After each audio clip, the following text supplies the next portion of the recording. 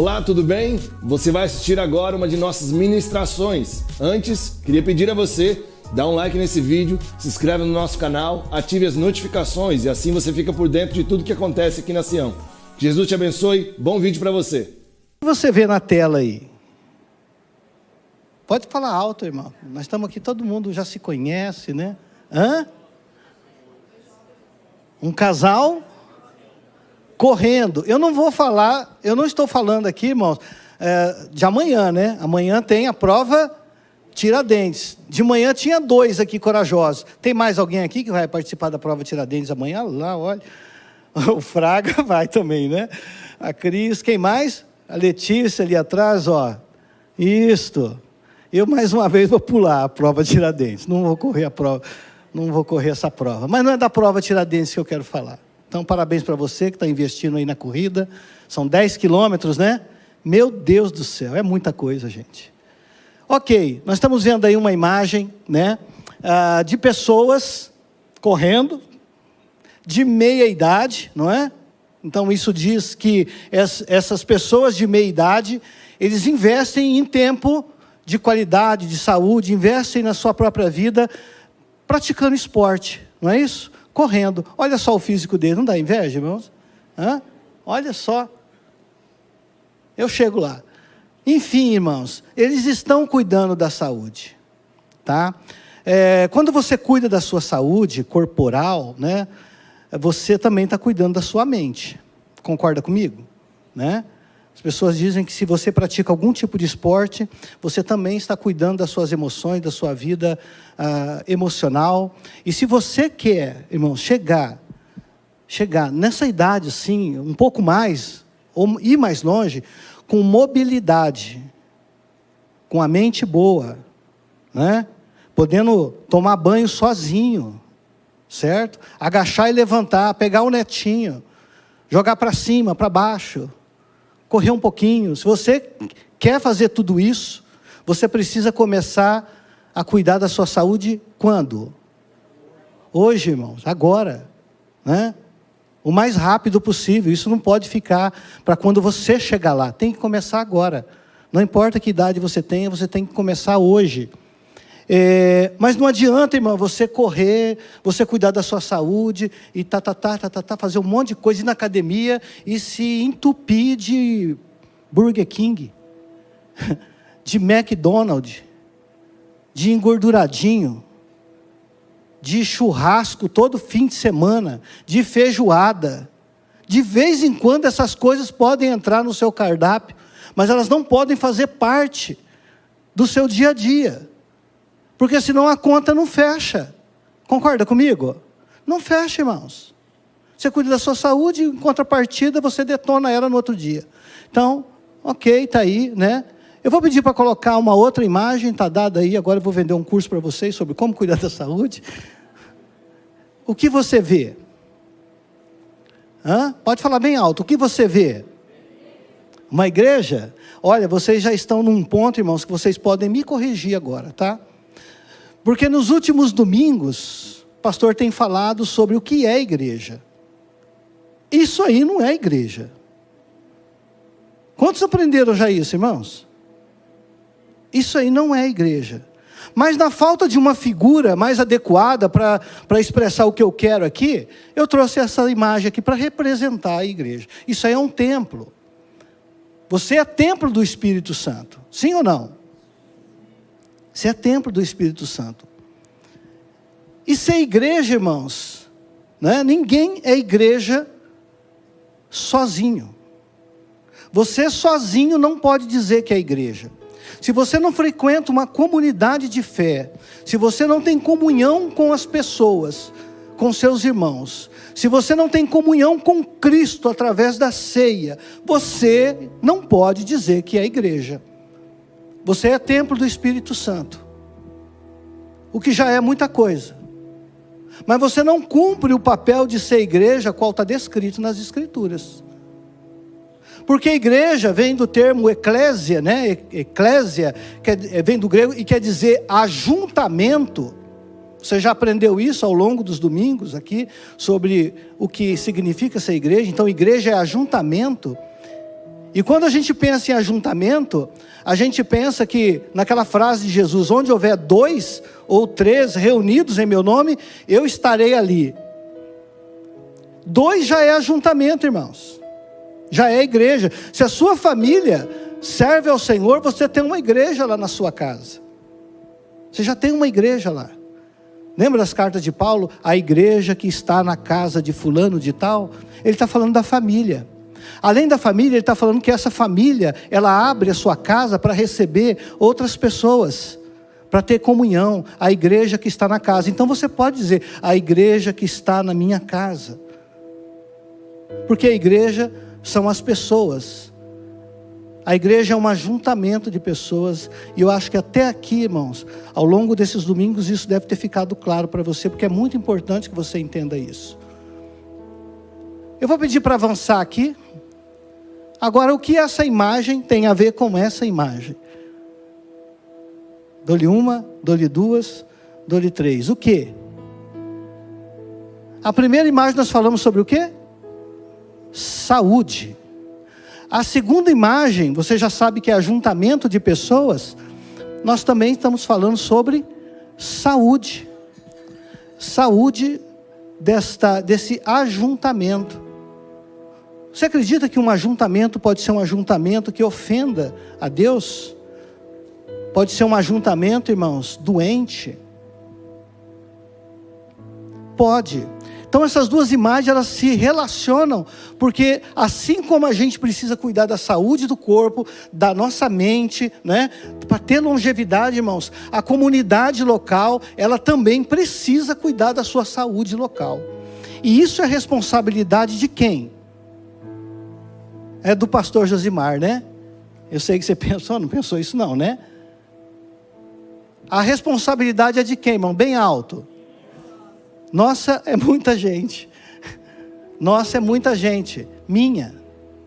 É minha responsabilidade. Minha responsabilidade cuidar da saúde local, né? Cuidar da minha própria saúde, mas também cuidar da saúde local. Essas duas imagens se relacionam com isso. Vou pedir para dar mais um clique. Então nós vamos falar hoje aqui, então nós estamos nesse, como diz o pastor, nesse grande estudo sobre igreja, nós vamos falar sobre protegendo a sua igreja.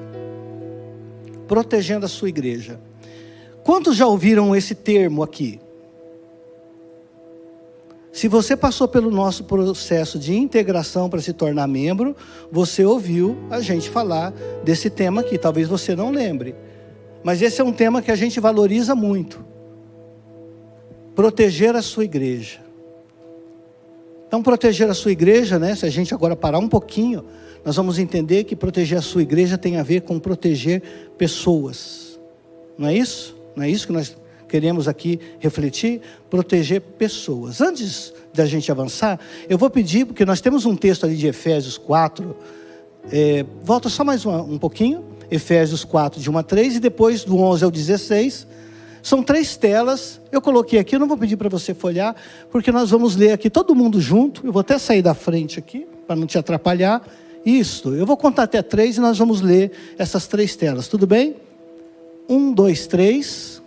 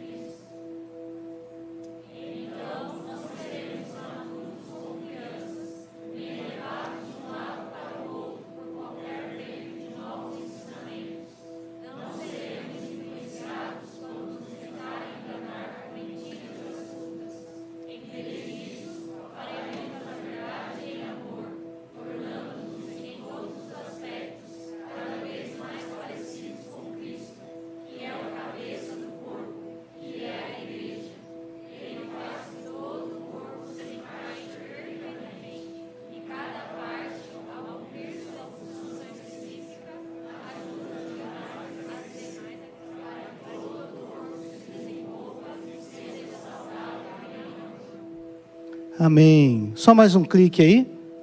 Isso, deixa nessa tela por enquanto. Irmãos, quando Deus olhou para esse lugar aqui, há mais de 50 anos atrás, Ele viu as pessoas que já passaram por aqui, Ele viu você chegando aqui, Ele me viu. Ele viu pessoas que poderiam, ser alcançadas aqui através da minha e da sua vida.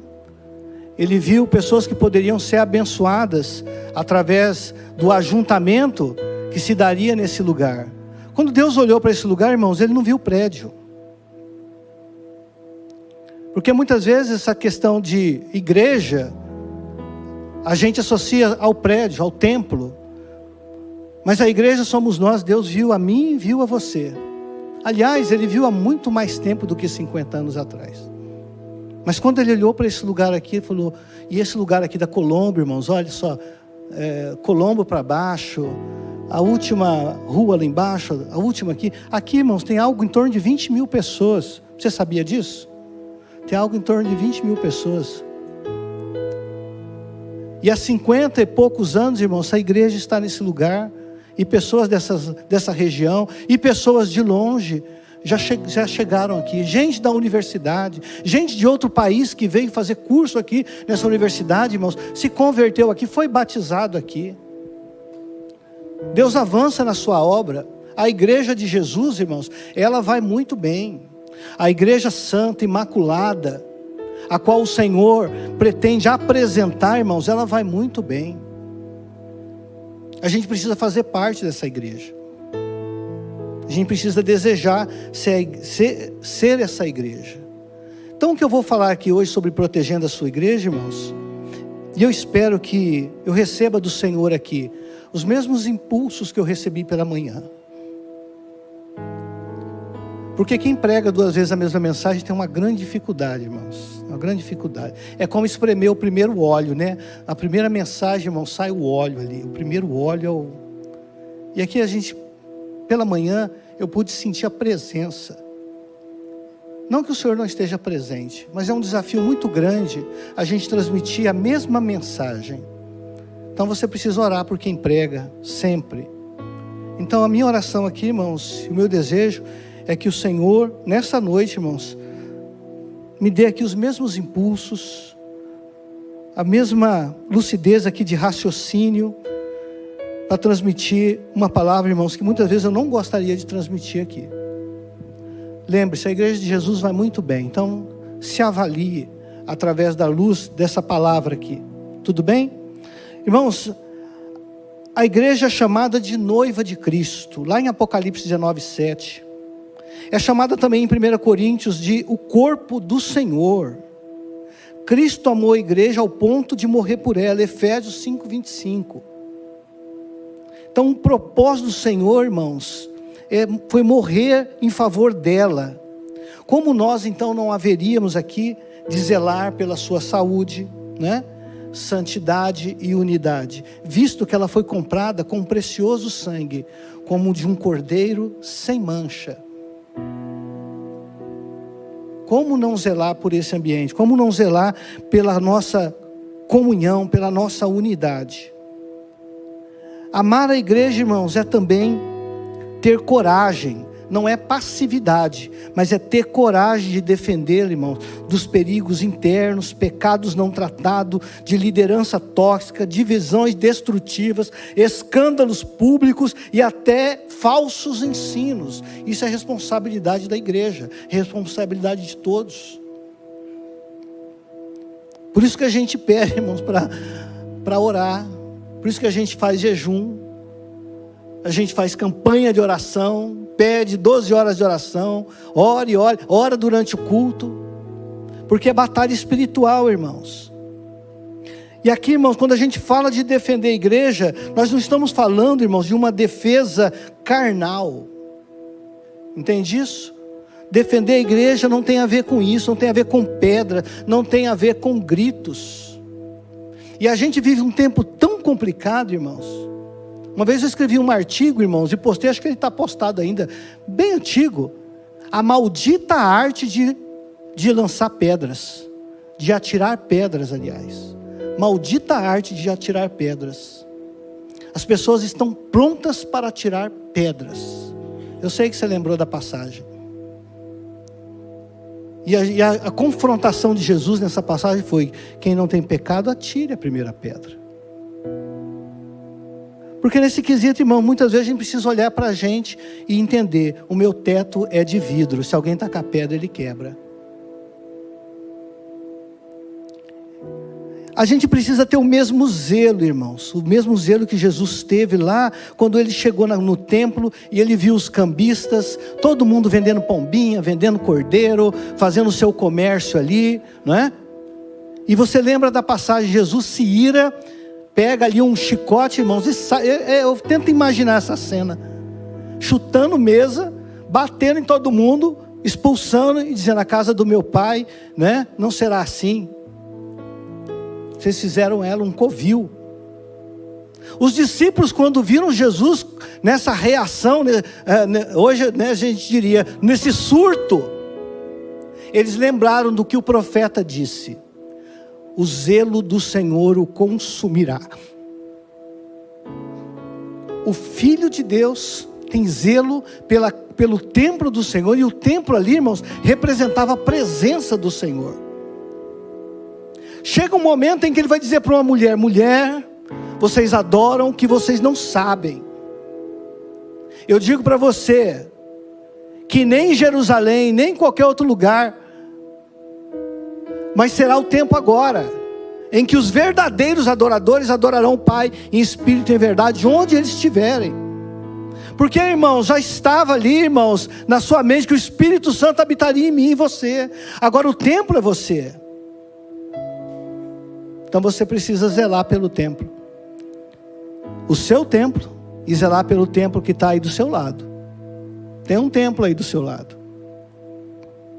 Quando a gente fala de defender a sua igreja, irmãos, talvez em algumas mentes vem logo um octógono, né? Uma briga, uma luta com meu irmão. E não é nada disso.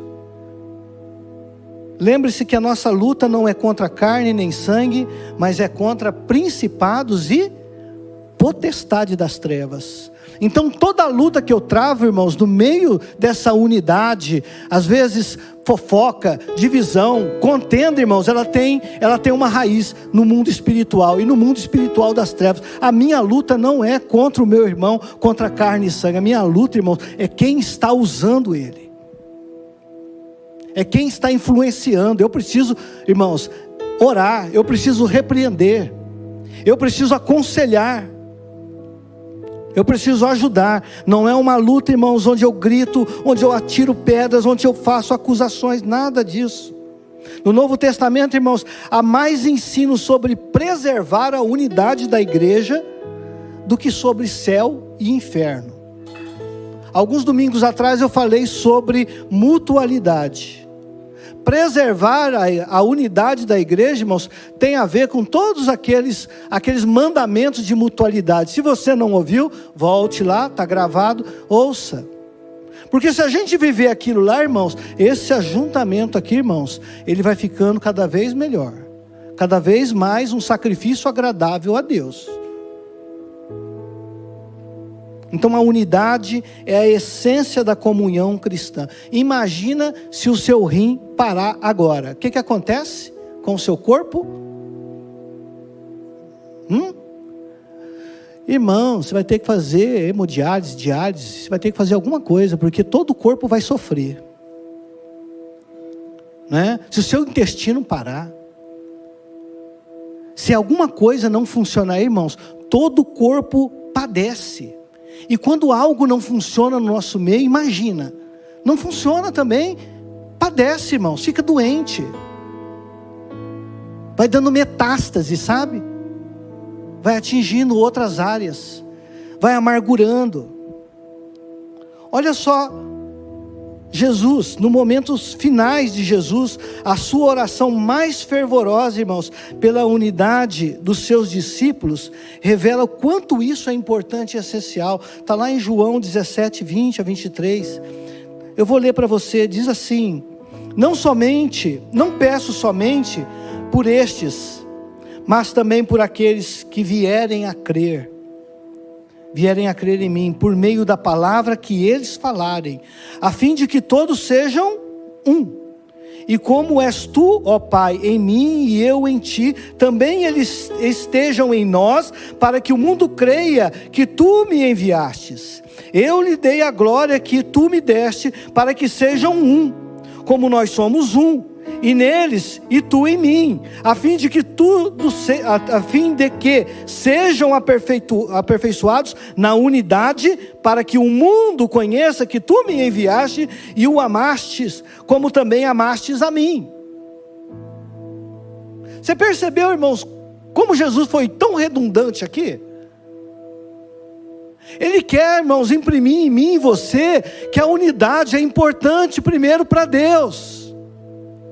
Ele quer, irmãos, imprimir na nossa mente que o mundo vai conhecer a Ele se esse ajuntamento aqui local, irmãos, for unido, expressar o amor dEle. Ou você acha que Jesus vai se materializar em cada casa, em cada esquina, para se revelar às pessoas? Ele conta comigo e com você. E o segredo, irmãos, dessa expansão do reino, está na unidade do ajuntamento. Quando há um só pensamento, um só coração, irmãos, nada é impossível. Deus já disse isso, irmãos. Lá no Velho Testamento, quando Ele olhou um ajuntamento para o mal, Ele disse: o coração desse povo é um só, nada vai ser impossível para Ele, vamos descer e vamos confundi-los. Porque o ajuntamento era para mal. Deus reconheceu a unidade, irmãos, e o poder dela até para o mal. Você imagina isso para o bem. Quando há unidade de propósito, de mente, de coração. Então, irmãos, a igreja, então por isso é que cada um, irmãos, tem responsabilidade. Se você foi chamado, foi atraído por Cristo, você tem uma responsabilidade. Você não foi chamado, irmão, simplesmente para vir de culto a culto, sabe?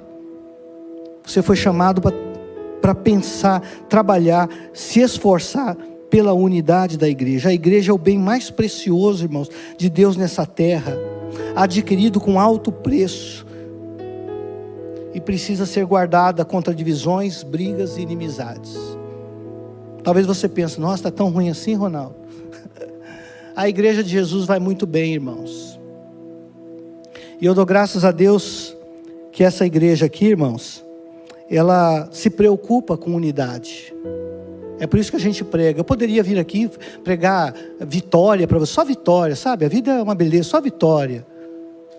Seria mais leve.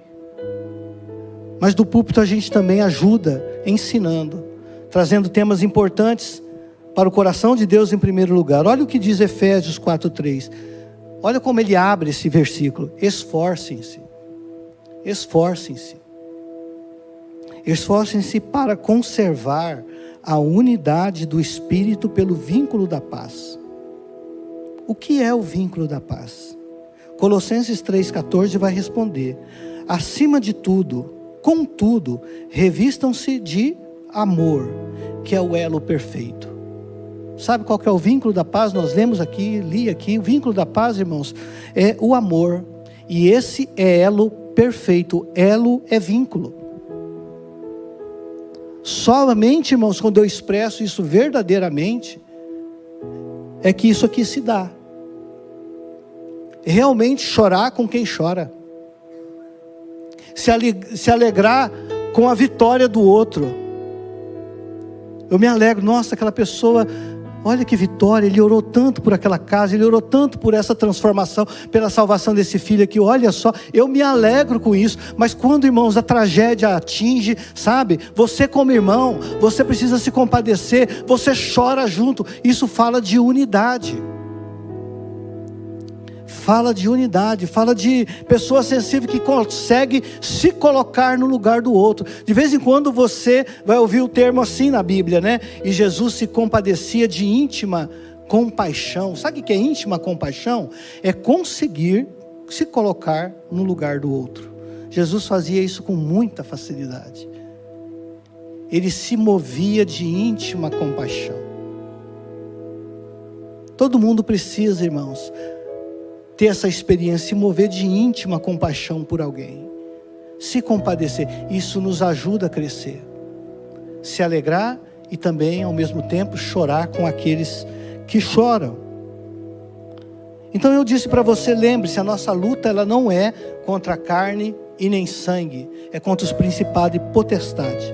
Mas nós não vamos nos esquecer aqui, irmãos, que o diabo anda em derredor, rugindo como leão, buscando alguém que possa destruir. Sim ou não?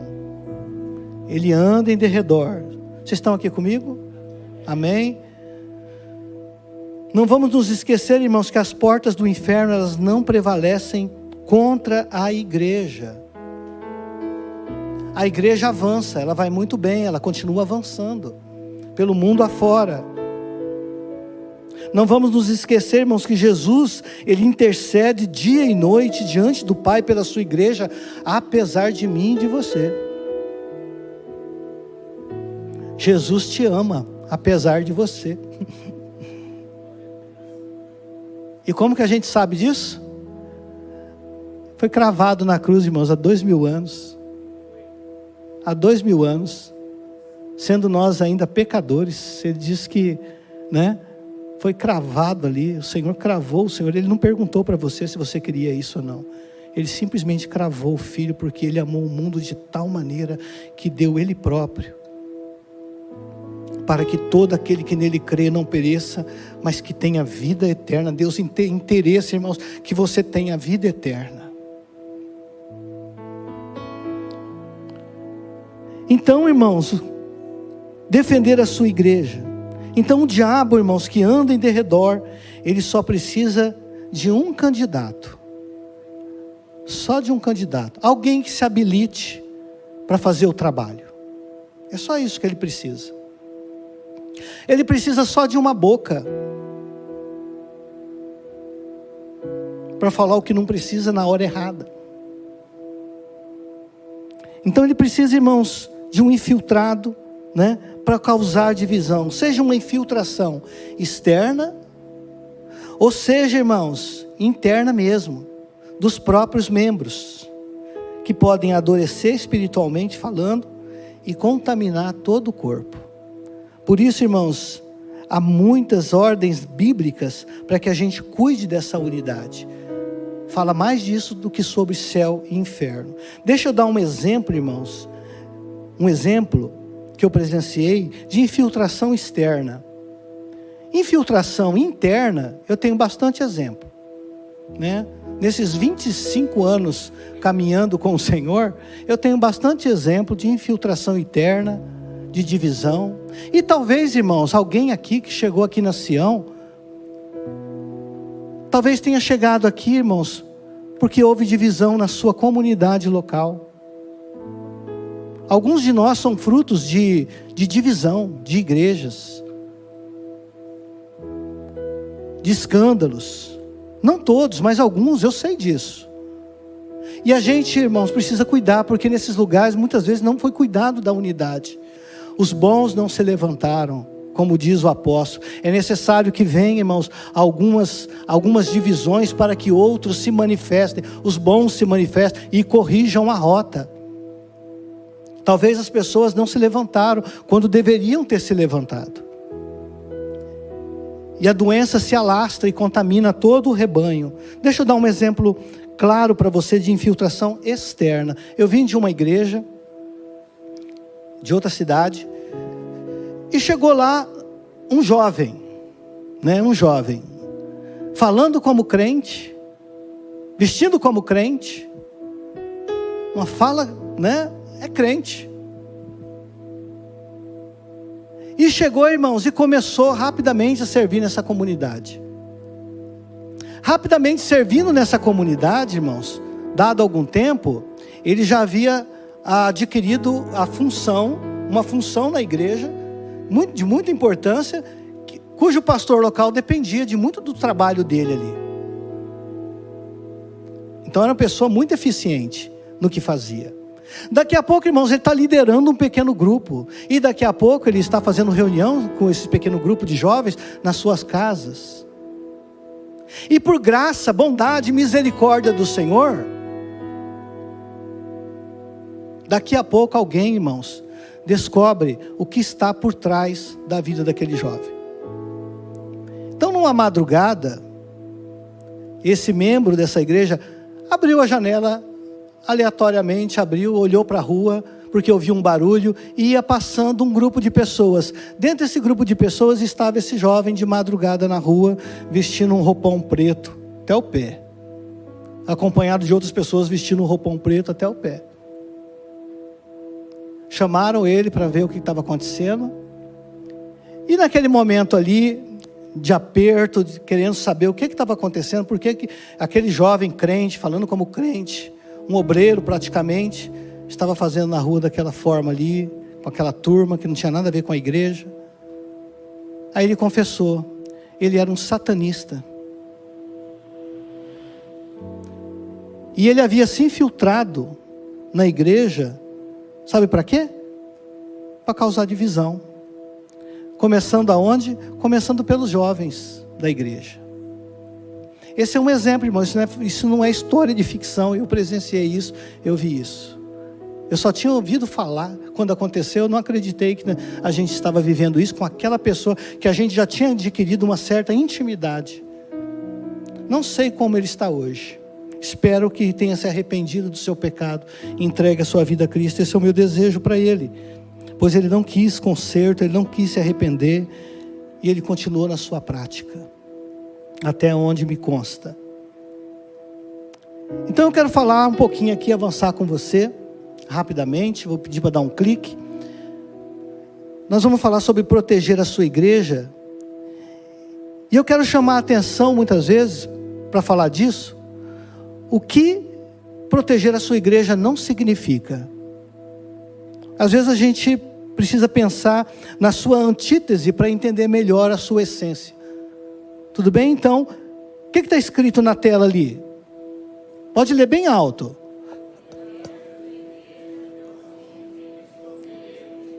Isto, proteger a sua igreja não significa esconder erros e pecados. Então, proteger a igreja, irmãos, não é encobrir falhas, mas é lidar com elas de maneira bíblica. Mateus 18, 15 a 17, Efésios 4, 15, deve estar na sua tela aí, né? Vamos ler aqui, rapidamente. Mateus 18. Se o seu irmão pecar contra você, vá e mostre-lhe o erro, entre você e ele só. Se ele ouvir, você ganhou o seu irmão. Mas se não ouvir, leve com você uma ou duas pessoas, para que pelo depoimento de 2 ou 3 testemunhas, toda palavra se estabeleça. E se ele não os atender, diga à igreja. E se também não atender à igreja, seja para você como gentil e publicano. Efésios 4:15 vai dizer: mas seguindo a verdade em amor, cresçamos em tudo naquele que é o cabeça, em Cristo. A gente consegue, irmãos, muitas vezes fazer isso, se realmente a motivação do meu coração for o amor, for o resgate. Se for só para acusar, irmãos, então nem tenta, nem faça parte. Mas isso é uma forma, irmãos, da gente corrigir a rota. Não significa a gente ver a pessoa indo pelo caminho, irmãos, e pecando, e encobrir, não advertir, não confessar. Vez por outra, irmãos, alguém, preciso conversar com você, ele vem para confessar um pecado. E eu dou graças a Deus, irmãos, porque é muita coragem, mas é bíblico. A pessoa vem confessar, e aí você ora com ela, você escuta ela e ora com ela, porque Deus está restaurando, já está quebrantado, já está envergonhado. Aí Deus restaura. Ela não precisa de um acusador, ela precisa de alguém que ame, que ouça e que vai orar por ela. Mas eu também já recebi gente, irmãos, que antes de confessar o pecado, mas eu sei pecado de fulano, de beltrano, eu falei, parar, pode parar, eu não quero saber do pecado do outro. Eu não quero saber se você sabe do pecado do outro. Se o outro vier aqui, eu vou recebê-lo como eu recebo você. Então hoje aqui somos só nós dois. E se a pessoa, irmãos, que sabe, está em condições, Vá até o outro, irmãos. Não espalha não, vai até o outro. E ajude ele. Você viu o texto. Mas o vínculo disso tem que ser o amor. A bússola aqui é o amor. O norte aqui é o amor. Senão a gente não corrige, a gente piora a situação. Se ele te ouvir, você cobriu uma multidão de pecados. Você ganhou o seu irmão. Ninguém precisa ficar sabendo, nem o líder, nem o pastor, ninguém precisa ficar sabendo. Morreu, anota ali, irmãos. Você ajudou um irmão a se recuperar e você cobriu uma outra multidão de pecados. Então a gente, irmãos, não esconde pecado, a gente revela para que seja ajudado. Esse é o interesse de Deus. É por isso que o Senhor permitiu que isso fosse escrito, a forma como deve ser feito. Você vê que começa com um grupo pequeno, irmãos. Não começa com uma assembleia para tratar pecado. Ela vai acabar praticamente num grupo maior. Mas ela começa pequeno. Só entre o ofensor e o ofendido. Segundo, pode dar um clique aí. O que está escrito?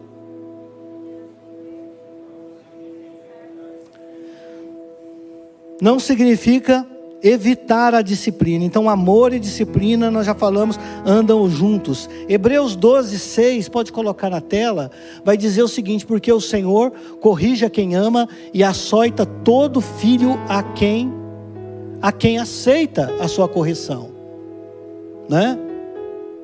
Irmãos, a Bíblia fala uma coisa, né, interessante. Ela diz o seguinte: se vós estáis sem disciplina, então o quê? Não são o quê? Filhos. É a lógica. Porque Deus disciplina quem ama. Quando peca, né? Quando ofende, o Senhor vai disciplinar de uma maneira ou de outra. O segundo texto, irmãos, é um exemplo terrível de falta de disciplina. Você já deve ter lido aí. A história é a seguinte: tem uma igreja, né? Uma igreja, e Paulo escreve uma carta para essa igreja, dizendo para os irmãos seguintes: tem alguém aí no meio de vocês que está cometendo um pecado terrível, já chegou até mim.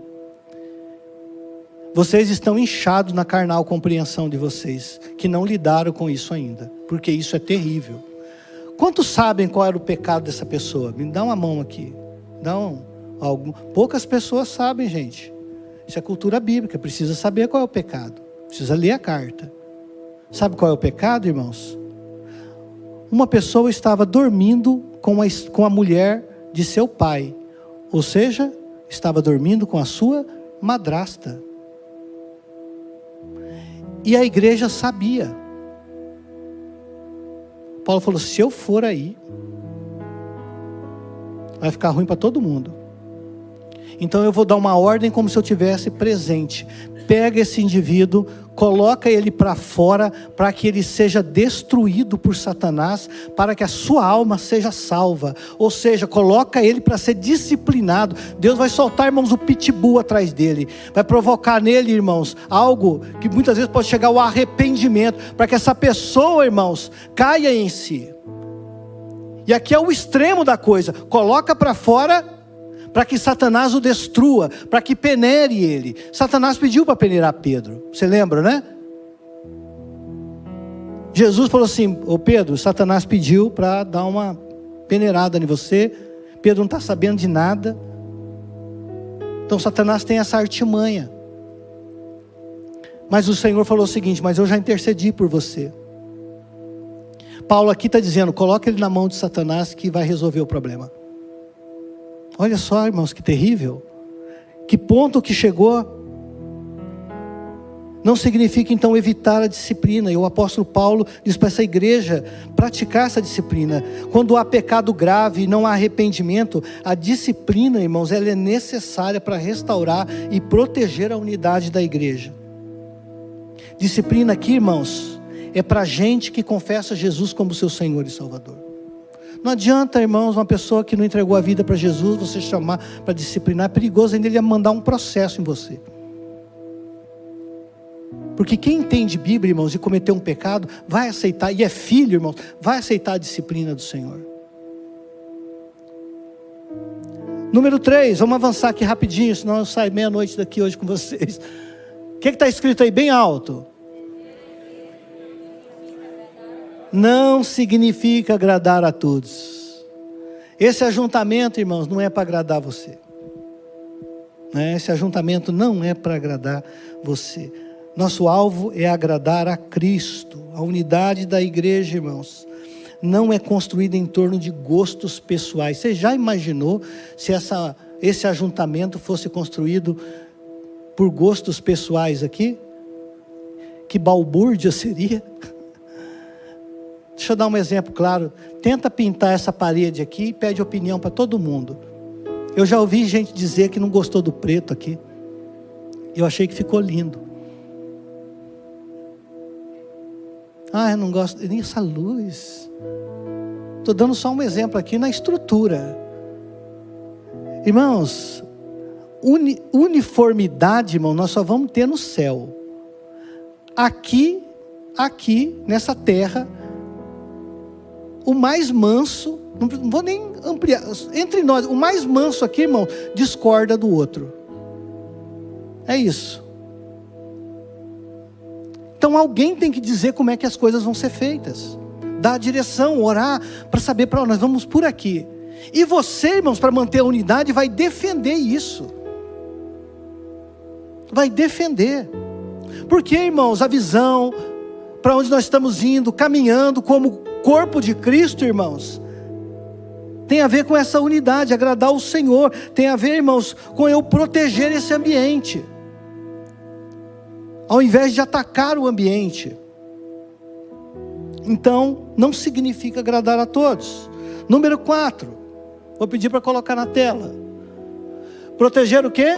A sua igreja? Não significa evitar conflito a qualquer custo. Quem gosta de conflito, irmãos, é o diabo. Quem gosta de conflito, gosta de confusão. Ok, mas é inevitável que às vezes ele aconteça, mas alguém tem que se levantar. É isso que o apóstolo Paulo vai dizer. Levantem-se, para que haja correção. Nós estamos falando disso, irmãos. Conflitos são inevitáveis, mas precisam ser resolvidos biblicamente. Romanos 12, 18 vai dizer: se possível, no que depender de você, vive em paz com todas as pessoas. Fiquem irados e não pequem, não deixem que o sol se ponha sobre a vossa ira. Uma coisa protege a outra, né? Então, irmãos, quando está em mim, eu tenho que ter paz com todos. Porque às vezes tem um conflito, irmãos, a gente está dizendo o seguinte: eu já disse isso e ainda digo de vez em quando, eu prefiro ter paz do que razão, não é? Aí é omissão. E eu não vou entrar nessa não, porque eu prefiro ter paz do que razão. Aí é omissão. Está vendo o doente, não ajuda. E a outra protege, irmãos. Eu não deixo, quando a coisa é pessoal, principalmente dentro dos lares, eu não deixo o sol se pôr sobre a minha ira, né? É o que está escrito ali: fiquem irados e não pequem. Jesus se irou, irmãos, lá no templo, mas não pecou. Não deixe que o sol se ponha sobre a vossa ira. Certa vez, irmãos, eu contei isso pela manhã, eu e minha esposa ministravam acho que foi o primeiro grupo de casados para sempre. E tinha um senhor, que era de outra igreja, se matriculou na turma. Ele tinha uns 50 anos de casados, então você já imagina a idade dele, né? Devia ter uns 65, 70 anos, por aí, pouco mais que isso.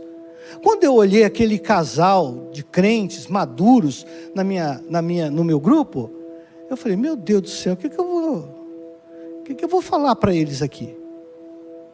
Eles é que deviam estar aqui. Eles é que deviam, tem muito para ensinar. Enfim, avançamos com o curso, né? E aí ele faltou uma das nossas reuniões. E depois a gente tinha que repor a aula para ele. Combinei de repor. E aí a reposição é só eu e minha esposa e ele e a esposa, né? E é nessas horas, irmãos, que muita coisa vem à tona. E aí eu perguntei: por que vocês não vieram na reunião? Ele falou assim: porque o pau quebrou lá em casa. Eu falei: Jesus, depois de 50 anos. E aí ele abriu, né, irmão? Aí nós brigamos E aí discutimos e tentamos resolver, discutimos de novo, tentamos resolver, discutimos de novo. Aí o irmão fala sempre que a gente precisa dar um tempo, né? E eu falava mesmo, né? Dá um tempo, se a discussão não está fluindo, pede tempo para o outro. Ó, não vou conversar isso aqui com você porque nós não estamos em condição. Faz isso, pede tempo, né? E vai orar. Aí eu pedi um tempo, mas eu não queria ir dormir sem resolver aquilo. E aí eu propus, vamos orar. E aí nós ajoelhamos, oramos ali por mais de 1 hora. Quando foi 3 horas da manhã, a gente se perdoou, não tocou mais no assunto, foi dormir. O sol já tinha se posto e tudo, mas eu ainda não tinha dormido e estava cansado. Mas eu não queria deixar isso, irmãos, avançar. E a gente faz isso, irmãos. A gente ofende, a gente briga, a gente não volta no assunto para deixar aquilo certo. E vai acumulando essas coisas ao longo da vida. Esqueci qual que era o conflito, né? Não significa evitar conflito a qualquer custo, certo? Então ele cumpriu um princípio bíblico aqui. Não deixou o sol se pôr sobre a vossa ira. E às vezes nós temos conflito no meio, irmãos, no nosso meio, a gente não pode, né, evitá-los, mas a gente deve tratá-los. Número 5. Fica tranquilo, irmão, são 50 aqui. A gente já acaba. O que está escrito? Proteger a sua igreja não significa apoiar os outros cegamente, não significa apoiar líderes cegamente, né? Irmãos, respeitar e honrar líderes é bíblico. Hebreus 13:17 diz assim, ali embaixo: obedeçam aos seus líderes e sejam submissos a ele, pois velam por vocês como quem deve prestar contas. Que possam fazer isso com alegria e não gemendo, porque isso não seria útil para vocês. Não aceite acusação contra um presbítero, a não ser com 2 ou 3 testemunhas. Quanto aos que vivem no pecado, repreenda-os na presença de todos, para que os demais também temam, né? Você pode colocar ali na palavra presbítero, líder, irmão em Cristo, líder de célula, esposa, quem você quiser. Não aceite acusação contra quem quer que seja, principalmente contra os líderes. Então respeitar e honrar é uma coisa, irmãos, mas muitas vezes apoiar cegamente também é pecado. Principalmente quando a gente percebe que está indo para um lugar, irmãos, que não é o alvo, não é o objetivo. E a gente precisa pensar, o que isso agrega na minha vida espiritual, ou nessa comunidade de fé que nos aproxima mais de Cristo, que transforma vidas. Ok, se isso está sendo cumprido, irmão, amém, estamos juntos. Líderes também aqui dizem que devem ser corrigidos quando necessário, de forma respeitosa e justa, irmãos. Eu ajudo, entende? Todos aqui, irmãos, fazem parte do ajuntamento. Líderes, pastores, você que está sentado, você que é líder de ministério, você que é membro, você que está chegando aqui, você faz parte desse ajuntamento. Você deve, irmãos, ajudar. Não significa apoiar cegamente. Número 6. Proteger a sua igreja, o quê?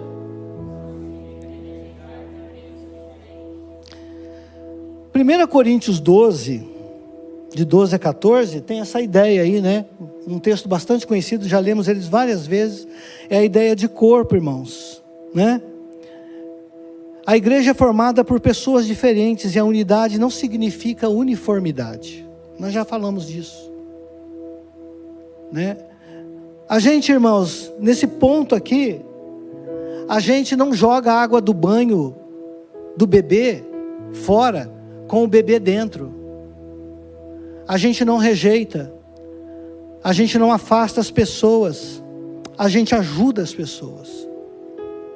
E infelizmente ao longo de 25 anos, irmãos, eu já vi isso acontecer. Pessoas que saem da comunidade local feridas. Pessoas que saem da comunidade, irmãos, local feridas. Então há pessoas que pensam diferente. Agora, se esse pensamento diferente, irmãos, ele me leva para um caminho de pecado, de decisões errôneas. Pensar diferente, irmão, não é libertinagem. É pensar diferente acerca do mesmo assunto, mas que não tira as suas verdades bíblicas, a sua base, nada disso. Ele simplesmente pensa diferente de você. Você já pensou, irmão, se Deus não pensasse diferente de nós? E nós queremos colocar Deus numa caixinha? A Bíblia fala que a multiforme graça de Deus, essa multiforme graça de Deus, usa o diferente, usa a mim e usa você. Às vezes a minha forma não é eficiente, mas a forma do irmão que chegou ali, que tem mais experiência, tem mais bagagem, irmãos, eu preciso aprender um pouco com ele. Eu preciso encostar um pouquinho mais naqueles que são mais sábios, aqueles que caminharam um pouco mais distante do que eu. Então nós precisamos amar e respeitar aqueles que têm opiniões e preferências e até bagagens diferentes, desde que elas estejam alinhadas com a palavra de Deus. Não usem dessa liberdade que é em Cristo para dar ocasião à carne. Pensar diferente, irmãos, não é pecado. Pensar diferente não é dar ocasião à carne.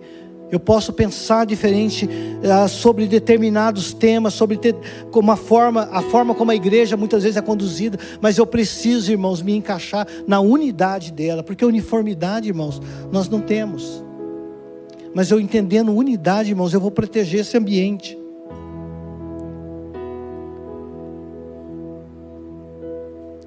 Quantos aqui, irmãos, nesse ponto aqui ainda, né? Nesse ponto, quantos aqui já foram feridos dentro da igreja? Só me dê um sinal. De manhã tinha uma galera grande aqui. Eu sei que alguns ficam constrangidos, mas pode erguer a mão se você se sentiu ofendido, ferido. Ó, irmão, tem alguns, tem menos do que, glória a Deus, tem menos. Tem gente, irmãos, talvez em casa ergueu a mão. Eu conheço bastante gente, irmãos, porque eu estou aqui há um bom tempo, que já saíram feridos daqui. Então, quantos aí? Deixa eu só mais uma vez. Olha, um pouquinho mais agora. Algumas pessoas já foram feridas aqui. O pastor Josimar disse algo interessante na última mensagem. Você lembra? Que muitas vezes essas feridas, irmãos, elas só acontecem, sabe por quê? Porque eu e você estamos aqui. Porque eu e você estamos aqui. É por isso que existem as feridas.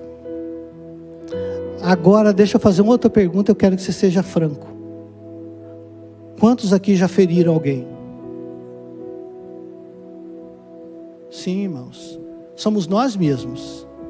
Porque se esse ambiente, irmãos, ficar vazio, não tiver ninguém, não faz sentido. É nesse ambiente, irmãos, que nós somos tratados, é nesse ambiente que nós somos lapidados, é pelas nossas relações que a gente cresce, não dá para se isolar. Infelizmente, muitas pessoas que são feridas e saem, elas vivem um isolamento espiritual, elas sofrem sozinhas. E deixa eu dizer mais, irmãos, que é um pecado. Muita gente sabe disso e não vai atrás. E não vai atrás.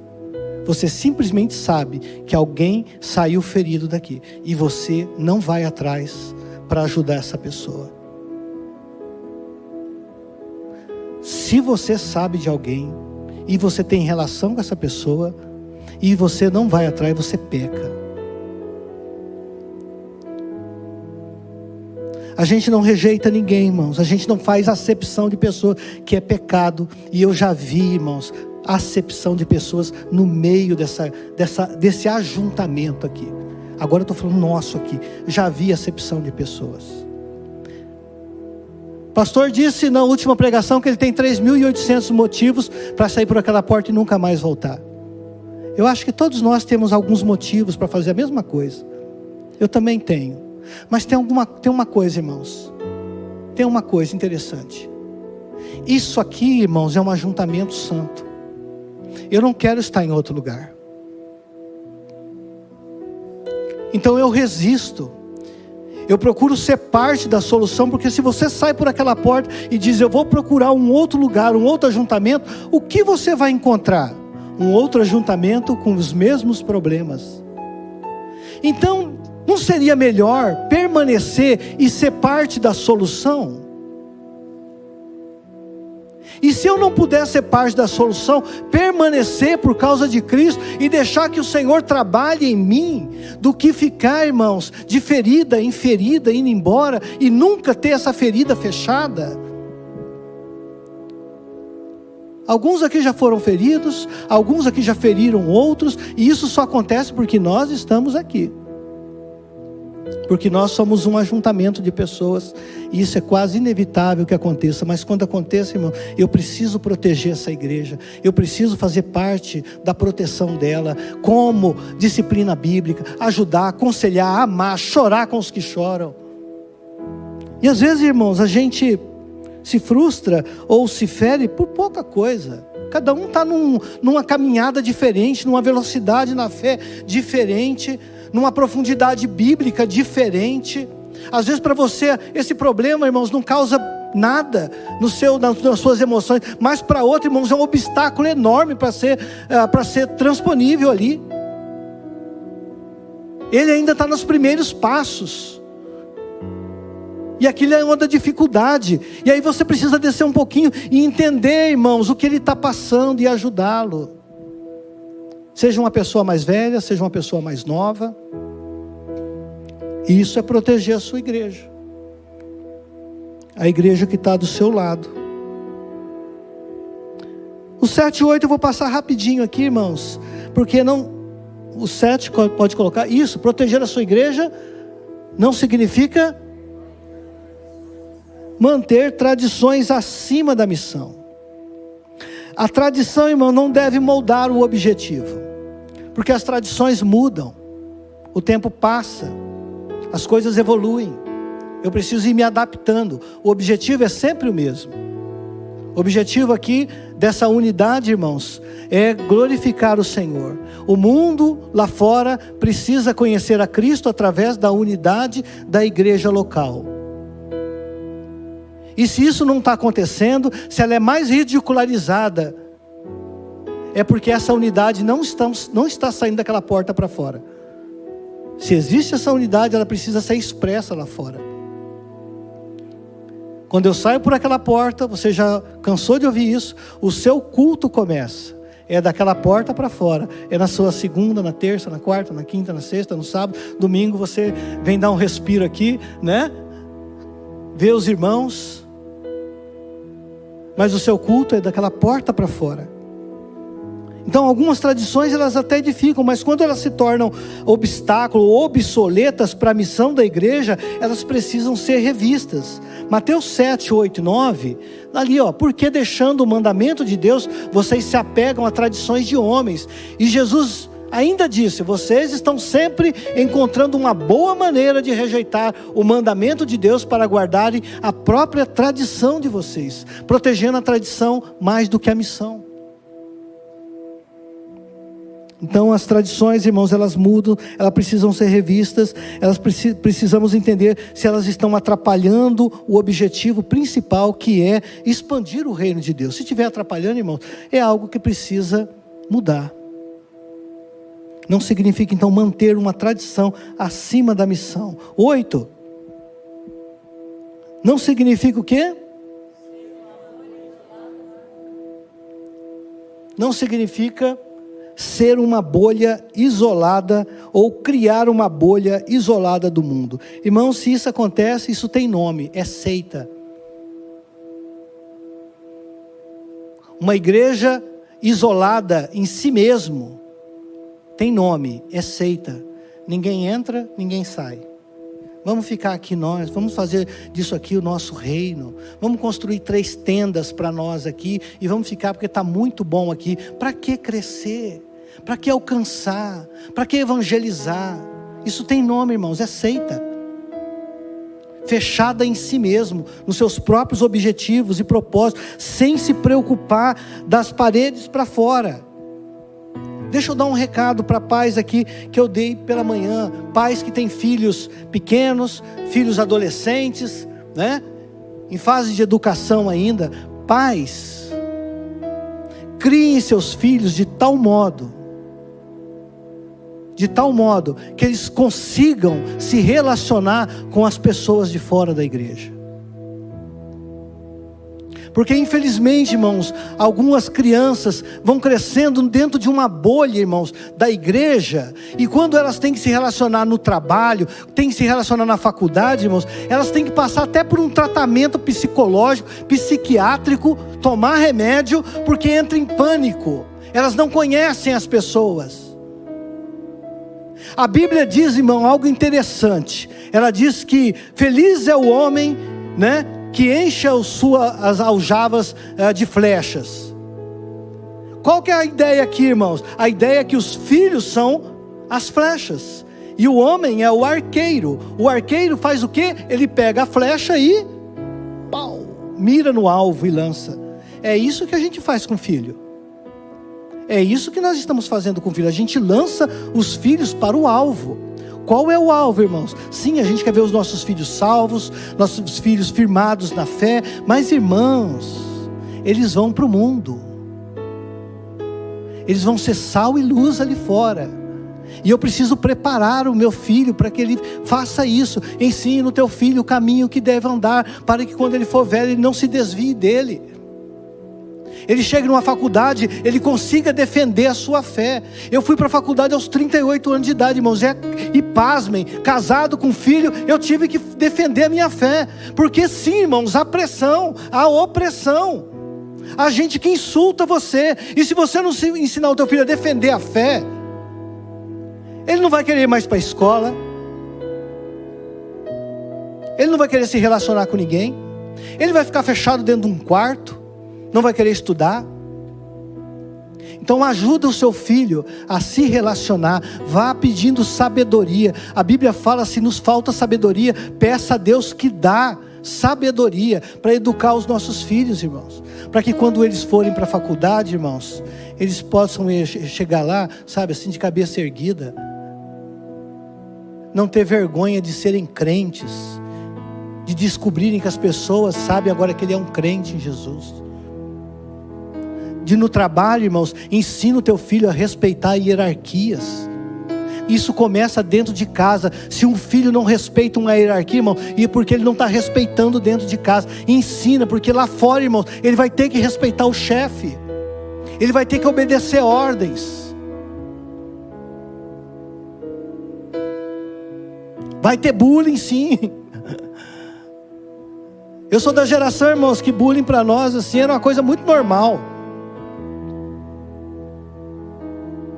A gente resolvia de outro jeito esse negócio, né? A gente vivia no mato, vivia correndo, empinando bicicleta. Você acha como que a gente resolvia os problemas? Levava para casa? Não. Aí se levasse para casa.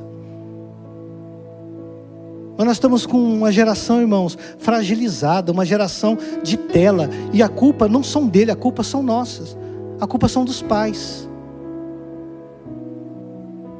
Então ensina o teu filho o caminho que ele deve andar. Lança ele como uma flecha, como alguém, irmãos, que vai entrar nesse mundo, no campo profissional, na faculdade, sabendo quem ele é, posicionado em Cristo. É isso que você precisa imprimir na mente dele. Ele não vai titubear, ele não vai ter confusão mental, ele não vai estar em conflito com sua fé, se você fizer o seu trabalho. Então faça isso. A igreja não foi chamada então para esconder-se, mas para ser luz e ser sal. Mateus 5, 13 e 17. Proteger a igreja não é afastá-la da sociedade, mas ensiná-la a influenciar. O apóstolo Paulo fala para a gente não se amoldar a esse mundo, né? Mas transformar a nossa mente pela renovação dela, para que a gente possa conhecer a boa, perfeita e agradável vontade de Deus. Então eu tenho que ser uma influência no mundo. Foi para isso que o Senhor nos constituiu. E aí nós mandamos nossos filhos fragilizados. Ao invés de se influenciarem, eles começam a chegar em casa com outro discurso. Não é bem assim, pai. Não é bem assim, mãe.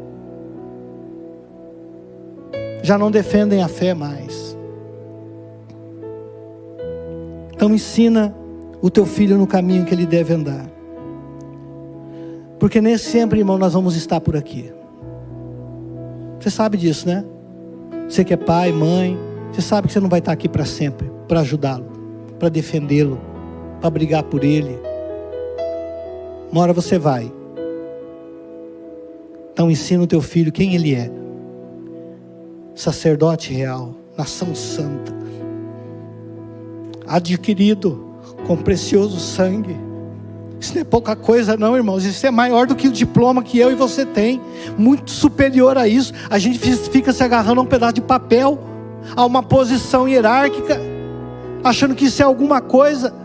Coloca tudo isso num vaso de barro e glorifica o Senhor. Não vos conformeis com este século, mas transformem-se pela renovação da vossa mente, para que vocês experimentem qual seja a boa, perfeita e agradável vontade de Deus. 9. Proteger a sua igreja não significa proteger um prédio, mas significa proteger um povo. Até que eu acredito que você já entendeu isso. Irmão, se não tiver ninguém aqui, ninguém, isso aqui vai ficar vazio, todo mundo foi embora daqui, não tem mais ninguém, sobrar só as cadeiras aqui. Para que serve isso aqui?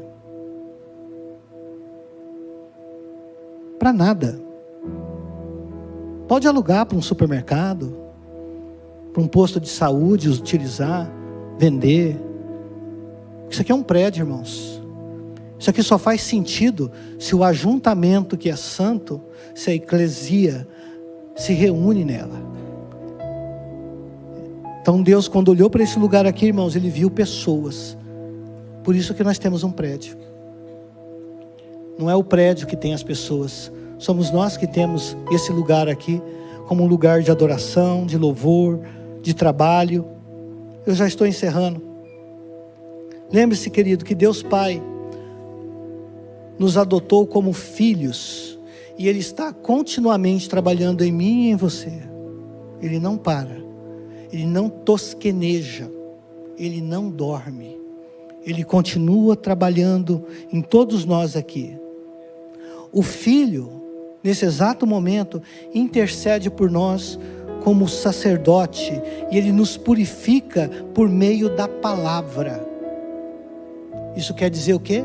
Que sem palavra, sem purificação. Se você está divorciado da palavra, você não está sendo purificado. E como não tem nada vazio, você enche esse vazio com outras coisas.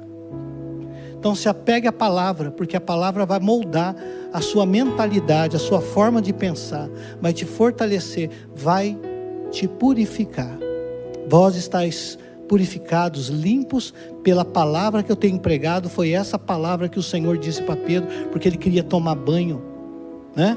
Com a água do lava-pés, ele pediu para o Senhor dar banho nele. Ele falou, não, só os pés. Você já está limpo pela palavra que eu já tenho pregado. O Espírito Santo está agindo em nós, irmãos, e através de nós. Como? Convencendo nesse exato momento, né? Fortalecendo nesse exato momento, moldando uma nova mentalidade nesse exato momento, e também, irmãos, impulsionando, pois Ele tem interesse de impulsionar a mim e a você. É que a gente conversa pouco com Ele, porque se você souber dos interesses dele, você vai ver que os pensamentos dele são bem maiores do que o meu e o seu. Faria muito bem para nós se a gente conversasse mais com Ele.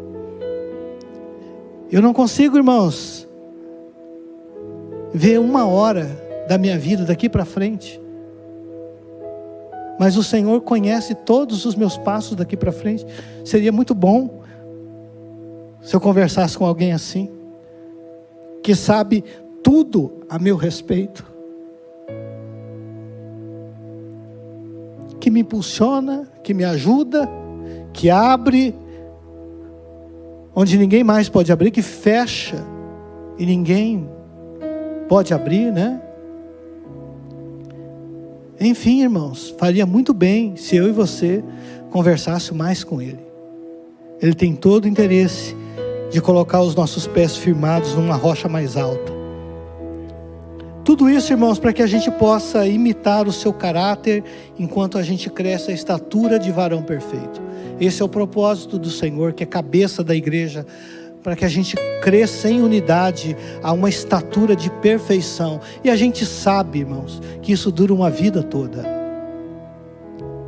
Mas quanto mais eu me comporto como Paulo na sua conversão, me debato, né? Foi essa palavra do Senhor. Por que você se debate? Se você continuar se debatendo contra os aguilhões, você só vai se ferir mais. Vou pedir para você ficar de pé, nós já estamos encerrando. Muito obrigado por ter assistido o nosso vídeo. Espero que esse vídeo tenha abençoado sua vida e, se possível, compartilhe ele com o máximo possível de pessoas. Jesus te abençoe.